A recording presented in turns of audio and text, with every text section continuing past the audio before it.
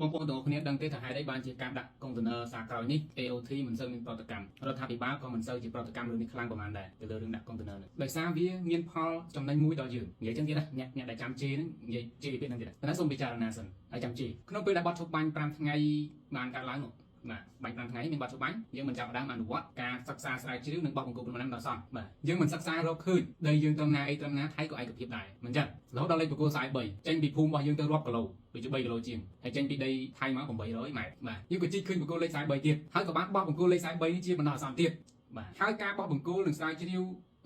រកបង្គោលនេះ AOT វាទៅដែរព័ត៌មានគឺផ្ដល់ឲ្យ AOT ទាំងសងខាងបានន័យថាការឯកភាពរបស់បង្គោលព្រំដែនបណ្ដោះអាសន្ននោះគឺទាំងថៃទាំងកម្ពុជានិង AOT សុទ្ធតែឯកភាពទទួលស្គាល់ទាំងអស់គ្នារួចហើយនឹងបង្គោលផ្សេងទៀតនៅភូមិព្រៃច័ន្ទជោគជ័យជាដើមសុទ្ធតែបានឯកភាពគ្នាទៅតាមផែនទីមួយຂະຫນາດលើ200,000និងសន្ធិសញ្ញាបារាំងសៀម1904 1907 MOU ឆ្នាំ2000នេះហ្នឹងគឺបានឯកភាពទាំងអស់ទទួលស្គាល់ហើយថាព្រំដែនពិតជានៅកន្លែងនោះហើយបោះបង្គោលបណ្ដោះអាសន្នឃើញទេបាទក្រោយមកក៏មានការបាញ់ប្រហារគ្នា20ថ្ងៃបាទ20ថ្ងៃអញ្ចឹងតើ JBC គេទៅប្រជុំអារឿងនឹងដដែលទេបើដោះស្រាយហើយហ្នឹងគេអត់ទេគេធ្វើរឿងថ្មីពីព្រោះនេះឯងឯកភាពគ្នាហើយតានេះឯងទទួលស្គាល់កន្លែងហ្នឹងហើយតានេះឯងបោះបង្គោល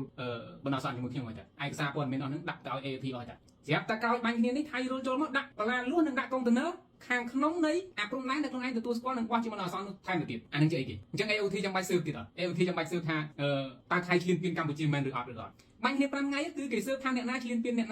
ណារំលោភអ្នកណាអានោះបាញ់គ្នា5ថ្ងៃតែក្រោយពីបាញ់គ្នា5ថ្ងៃ20ថ្ងៃនេះ AOT គេអត់ស៊ើបថាអ្នកណារំលោភអ្នកណាឈ្លានពានអ្នកណាទៀតទេ AOT គេសិក្សាតែរឿងខូចប្រមាណខាតប្រមាណតែប៉ុណ្្នឹងឯងគេទៅមើលស្ពានមេទឹកគេទៅមើលស្ពានអូជីគេទៅមើលភូមិជោគជ័យបៃច័ន្ទគេទៅមើលដើម្បីដើម្បីស្រង់តន័យខូចខាតទុកដាក់បន្ទុកឲ្យភាគីថៃដោយឡែកត្រង់កន្លែងដែលថាថៃឈ្លានពានកម្ពុជាឬអត់គេអត់ខ្វល់ទៀតទេគេអត់គិតទៀតទេដោយសារអីគេឃើញពីផ្នែកហើយអ្នកឯងឯកភាពគ្នានៅឯនោះអ្នកឯងចូលមកដាក់បលាលួសនឹងកុងតឺន័រនៅឯនេះអានឹងគឺជារូបភាពឈ្លានពាន100%ហើយគេទៅសិក្សាទៅអញ្ចឹងហើយមូលហេតុហ្នឹងឯងបានជា AOT និងរាជរដ្ឋាភិបាលអត់ទៅខ្វល់រឿងគេដាក់ព្រំដែននឹងឲ្យដាក់តែបង្គោលសំទុះដាក់កុងតឺន័រនឹងបលាលួសនឹងនោះហើយថៃក៏ភ័យខ្លួនដែររឿងដាក់កុងតឺន័រនេះមិនមែនអត់ភ័យទេកាលពីមុនបាញ់គ្នា5ថ្ងៃដាក់កុងតឺន័រអត់បលាលួសអត់ស្អីទេក្រោយនេះក៏អត់ស្អីដែរតែក្រោយពេលដែលបានឯកភាពគ្នាជាបណ្ដោះអាសន្ននិងបោះបង្គោលជាបណ្ដោះអាសន្ននៅក្នុងទីតាំងព្រំដែនដែលបានរកឃើញមានបង្គោលលេខ43ជាដើមការដាក់ក្រោយព្រឹត្តិការណ៍ហ្នឹងគឺជារឿងខុសទាំងស្រុងដែលអាស៊ានមិនចាំបាច់សិក្សាស្រាវជ្រាវទាល់តែសោះមិនចឹងបាទហើយបងប្អូនចេះខ្លាចទូកុងតឺន័រនឹងភ័យខ្លាចបាត់ដីបើសិនជា